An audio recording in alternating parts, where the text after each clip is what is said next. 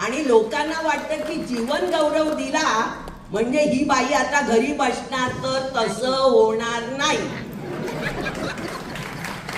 मला काम मिळतं, मी काम करणार आणि तुमचं मनोरंजन करणार.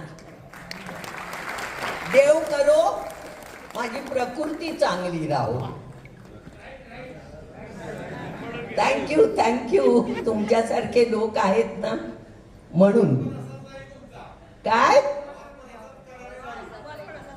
अरे वा, आवाज तर आई बापाची देण आहे ती. मगाशी ते म्हणाले यांचा आवाज, म्हटलं क्रेडिट गोज टू आई पप्पा.